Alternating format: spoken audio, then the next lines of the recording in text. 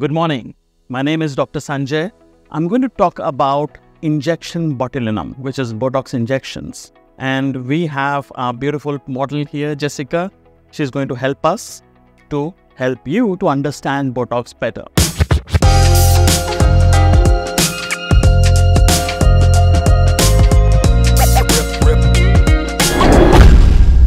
Now, botulinum injections can be actually injected anywhere in the body. But you need to know the anatomy, the muscles that you're injecting, why you're injecting, and what you expect out of it. Alright? But the first most important thing is, let's look at this beautiful face. So I'll show you how I examine a face in a quick review to know what to do and where to inject. So we divide the face into three halves. Upper half is from the hairline, which is trichion, to the canthus. The mid face is from the canthus and the angle of the mouth. The lower face is from angle of the mouth and below, and it does include the neck as well. So let's focus on the upper half of the face. What am I looking for? The first thing you look for is the difference between the eyebrow. Practically everyone has some differences in the level of the eyebrow. One will be higher than the other. And that also depends on how the muscle is pulling the eyebrow, because the frontalis muscle is the only elevator of the brow. That's why people who have brows that's going down, you have to be very careful in injecting the BOTOX in the frontalis muscle. Remembering that the muscle is the only pull or elevator for the brows. So let's look at her muscles. Can you lift your eyebrow? You see the muscle? She has a fairly uniform symmetrical muscle which beautifully elevates the brow. And it elevates more on the lateral side than on the medial or the inner side. Now when she does that, you notice that the muscle crunches, and this crunching causes wrinkling. Now she does not have much wrinkles, but some people may have deep lines, which if continues to form with muscle movement leaves deep crevices. So when we are planning an injection in the frontalis muscle, the goal is to reduce the wrinkle, number one. And in many patients, also the goal is to help the brow, the frontalis, elevate the brow or make it hyperactive. So the way I identify the points are, one is in the midline, right in the body of the muscle. Then two are on either sides, and they're usually from at the level of the pupil, pupillary line here, and at the level of the pupil here. So these are the three most important points that is pretty much fixed in most patients. Alright. Sometimes some patients may not have much wrinkling here, so you can avoid this point. The lateral part, which is lateral to the pupil, is the one that elevates the brow. If you don't inject it completely, it does give an appearance of Mr. Spock's eyes, which is not a very pretty sight. So you have to subtly relax that muscle as well. But that injection should be as high as possible in the forehead. So that's my third point on this side and third point on the other side. So that will help reduce that wrinkling here, prevent Spock's mark, but also elevate the brow slightly or gently. So that's usually enough. Now, when you're younger, you could do more BOTOX in the frontalis muscle, but as the patient ages, always reduce the dose of frontalis muscle because you do not want the brow to start sagging. So remember that point. Now, there's also a little bit difference between women and men. In women, it's more like a V-shape injection that we do, whereas men, it's more of straight line injection, because men do not often like elevation of the brows. So you do in a horizontal way, but not in the same line, because then the muscle will be divided into two halves and they will develop wrinkles below and above. So it needs to be staggered along the horizontal line to make sure that all the fibers of the muscle is relaxed. So that's how you inject the frontalis muscle. The next muscle that you focus on in the upper face is the corrugator muscle. Now, corrugator muscle is the angry muscle. if you may want to call that. Can you frown, Jessica? Yeah. You see that muscle is causing bunching of the skin here, and often it leads to development of these two lines here called the ugly 11. Again, this beautiful lady doesn't have that, so she doesn't have to worry about it.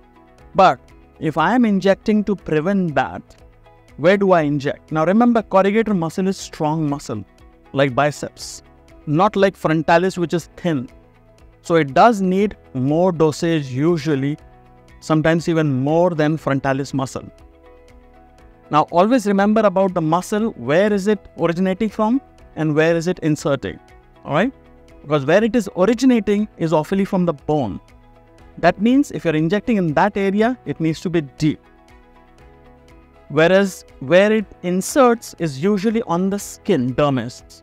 So if you're injecting at that point, it needs to be very superficial. This will ensure that you do not inject other muscles which could be sometimes overlapping, like the frontalis and the orbicularis. So if you inject here, you can still inject here, right? That's the expertise. But you inject very superficial, so it only works on the fibers that are attached to the skin of frontalis. If you go deeper, what will happen? The BOTOX will trickle down and affect the muscles of the eyelid and cause ptosis. That's why it's very important to understand the attachment of the muscles. Now, if you see the corrugator muscle, it originates deep in the bone from the nasalis bone, and then it comes superficial and attaches to the skin here. So which means an expert could inject anywhere in the corrugator as long as they know the depth of the muscle. So if I have to reduce this, the best way is to inject one into the body of the muscle on each side, the other one to inject deep into the insertion of the muscle. Usually these 4 would work well, but sometimes if the muscle is really very strong, or in men where the muscle is heavy and thick, then you need 5-point injection, which is again 1 at the intersection of the 2 muscles here. But sometimes you can even inject at the insertion of the muscle which is in the cutaneous or in the dermis. Now, you will see sometimes you inject this muscle, after 1 week when the patient comes back, they can still frown using the insertion of the muscle, and that can still cause wrinkles here.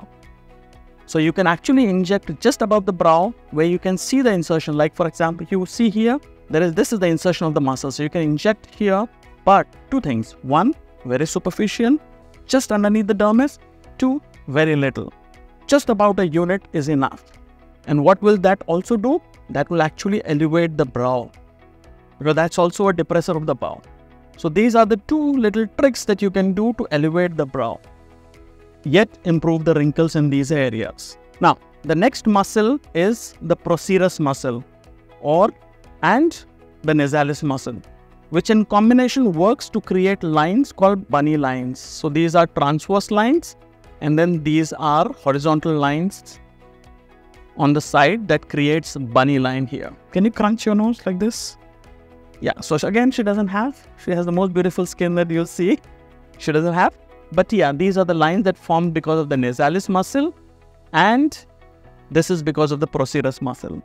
So if you see that this is hyperactive and creating a lot of crunches in that area, you can actually inject around this part. And how do you inject? 1, you inject in the procerus muscle, which is right into the body of the procerus. Usually 1 injection is good enough. Then you inject 2 on the sides in the nasalis muscle. And these 3 injections works well to relax the muscle and reduce the crunching effect there. Now, we move on to the mid face. Where can you inject in the mid face? Now remember, the most important area which actually forms between the upper face and mid face is the crow's feet or the smile line areas. So if I ask her to smile, give me a big smile, you see there's a little bit of crunching of the skin here that produces smile lines, which eventually, if not treated, become deep lines, and they are called as infamous crow's feet. This is pretty straightforward to inject in that area. And where do you inject? Now remember, this muscle, orbicularis oculi muscle, is very close to the skin throughout. The only place where it is deep is where it is originated from, is the medial orbital region, but rest of it is just underneath the skin. So it's a constricting muscle around the eyes. 1, it causes these wrinkles called smile lines. 2, in some people you'll see it causes creases in the brow area. And also it is a depressor of the brow, so it pulls the brow down. 3, it also causes wrinkling in the lower eyelid. So you can actually correct a lot of these by using expertly the botulinum injection. And how do you do that? For the crow's feet, ask the patient to smile. Alright, you identify one area which is right at the canthus, and this way you give the first injection. It should be in the body of the muscle. Enough dose to actually work well. Then you give 2 injections, one above this and one below this, about 1 centimeter apart. That will help relax the lateral part of the orbicularis muscle. If you want brow elevation to reduce further depressing effect of the orbicularis, then you inject right onto the brow area. You can do 1 or 2 points here, but very superficial. That will help elevate the brow. What happens if you go deeper here? The same thing will happen. The BOTOX will trickle down and affect the eyelid muscle and cause ptosis. So you have to avoid that, right? Now, if you want to wrinkle, now what happens is when you relax this muscle, there is overcompensation of the orbicularis and causes increase in the wrinkling in the lower eyelid. And often many people don't like it. So what do we do for that? We give tiny little injections on the lower eyelid called as baby BOTOX or micro BOTOX, which you could dilute with saline and give only at 2 or 3 points to not stop it from functioning, but reduce its hyperactivity. So that will help to open up the eyes, relax the muscle, and gives a beautiful look. Now, can you inject other places in the midface? Yes. It depends on what problem there is. 1, the problem could be the deep labial lines, which often is because of the pull of the zygomaticus muscle. Now, many people may have strong insertion of the zygomaticus into the cutis or the dermis, and every time they smile, can you smile? They get deep creases. Now, for her, she gets a very tiny one, which is like a dimple. It's like a dimple, and it looks good on her. But sometimes that becomes more strong and leaves a crevice there. So you can actually inject the muscle at the insertion which is in the cutis. 1, 2 or 3 tiny injections here will soften that smile. Again, low dose and very superficial. If you give larger doses, then they will not be able to smile well. So that's where you can inject to reduce the nasolabial fold. Where else can you inject? Sometimes you see when patients have very thin skin, strong muscles, when they smile, they get lines along the cheeks. Now, these superficial wrinkles can be reduced by BOTOX by giving micro or baby BOTOX in the form of meso injections, which is just tiny dots of diluted injections to soften the effect of muscle on the skin. Other than that, you can also inject BOTOX in the nose area. And there are several areas you can inject in the nose. 1, like I said, was the bunny line to reduce these wrinkles, horizontal wrinkles. 2, there is a muscle called levator echinacea. Now, can you lift your... Yeah, you see this muscle? She's beautifully demonstrating it. This is levator echinacea muscle, which elevates the nostril and increases the flare. Also, sometimes smile. When some people smile, they have flaring of the nostril because of these muscles attached to the nostril rim, and that makes it look wider. What else? The pull of the tip because of depressor septi muscle. So when some people smile, give me a smile, the tip tends to drop down. It is normal, it is natural to have that moving tip, but sometimes in people who have hump on the nose, it tends to over-exaggerate the tip dip. So what you can do for that, you can inject BOTOX in different areas. So to elevate the tip, you inject in the columella here where the nasalis muscle is. And you need usually 2 units or 4 units maximum in the columella to elevate the tip of the nose. You have to be careful that you don't inject in the orbicularis oris muscle so that the lip doesn't drop. Then, if you want to reduce the flaring, you saw the echinacea, you inject at 2 or 3 points on the lateral border of the nose. That will reduce the flare of the nostril. Now, there's also a tiny muscle called dilator nares, which is, can you move your nostril like this? Yeah, you see that? So that's the nasalis muscle which can cause dilatation and constriction of the nostril. If there is a flare, you can also inject superficially in this area in the LR groove to reduce that flaring because of the dilator nasalis muscle. But in the nose, obviously, you cannot give a lot of injection, which means that it may not last very long as well. But yes, it can modify to some extent. Now, in the middle phase, there's also the upper lip. What does the orbicularis oris muscle do to the upper lip? When they smile, it elevates it beautifully. Smile and gives a good, beautiful incisor show. Can you open your mouth? Yeah, you see that? The beautiful incisor show? That's a normal, natural smile. But some people may have over-exaggeration of that pull, and it pulls up too high to show the gums of the teeth. This is called as gummy smile. Now, gummy smile can be corrected with Botox as well. And how do you do that? I prefer to inject 3 points. 1, right at the base of the columella. 2, right at the base of the ala on either side.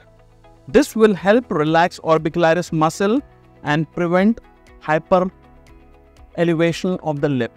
Yet, it will retain its normal function, which is pursing, speaking, and lip mobility. So that's where you inject for the gummy smile. Where else can you inject the Botox in the upper lip? Some people have lines called as barcode lines. These are also called as smoker's lines or smoocher's lines. Can you whistle? Yeah. So again, she does not have this, but some people, when they do this, they will have vertical lines that can form deep crevices there. So you can actually inject Botox in this area to help reduce that. And where do you inject? You just inject at the white roll. Okay. Just about 1 or 2 units, maximum 3 units, that will help to reduce these barcode lines. Now, Botox can also help to elevate or the lip, or as lip flip. To do that, you have to inject just above the white roll, very superficial, all along from the corner of the mouth to the peak of the cupid's bow. And that gives a lip flip. So these are mid-phase injections. Now you come to the lower phase. In the lower phase, what is the most striking problem that people have? It's the marionette line or the drooping of the angle of the mouth. And that's because of 1, overpull of the muscle called levator anguli oris. So that's one area where you can inject to help elevate the corner of the mouth. Where do you inject that? Now remember, the muscle originates in the mandibular muscle bone, and then it gets inserted in the angle of the mouth, which is superficial. So you give lower down on the bony area, deep into the body of the muscle, right up to the bone or just above the bone. If you give superficial, it may affect the platysma muscle, which is also there. Remember, platysma muscle is superficial, LAO is deeper. So you have to inject deep. What if you inject the platysma muscle? Platysma muscle injection will cause the lip to drop down. So you have to prevent that. What other areas you inject in the lower part? You can inject in the mentalis muscle, which sometimes causes puckering and dimpling of the skin here. So Botox injection, what is the depth of injection? It can be superficial, it can be deep as well, because there is no other muscle in this area that will affect any other function. So it's pretty safe area. What about the jawline? Can the jawline be improved with Botox? Yes, it can be improved with Botox. How? 2 ways. 1, there is often jowls, which is the fat basically that overhangs the angle of the mandible. 2, there is platysma muscle here, which when relaxes, it blunts the angle of the mandible. So where do you inject? You can inject on the platysma muscle. And this injection is just below the angle of the mandible at multiple points and superficial. 3 to 4 points superficial in this area will help relax the platysma muscle and give a good jawline. This is called as Nefertiti lift. Can you improve the jowls with the Botox? Well, not really. because jowls are often because of the fat accumulation. It's not a part of muscle overactivity or underactivity. So you cannot improve the jowls with the Botox. But if you relax the platysma muscle, to some extent, it will help reduce the jowls as well. Then you come down to the neck. Now, neck has the most important muscle, which causes a lot of animation, which is basically forming bands here, called neck bands. Can you do this? So you can just see two little bands here, but some people may have more than two bands. And these bands often causes droopy skin. So you can inject in the platysma muscle, and there are two ways of injecting. One, you can identify the band, hold the band, and then inject into the body of the muscle. Or second, you can do meso-Botox or micro-Botox all along the neckline to help relax the muscle and reduce the wrinkling of the skin in the neck. But beware, the central part you need to avoid. Why? Because then you have laryngeal muscles. If you inject more, it may affect the laryngeal muscles and patient may have stridor or weakness in swallowing or speaking. So you have seen how we can inject Botox in different parts of the face and neck. The key is to understand the anatomy, to adjust the dose of the Botox according to the need of the patient. And three, most importantly, is to avoid problems by injecting in the right places. We'll come back more uses of Botox in our future classes. So stay with us. Thank you.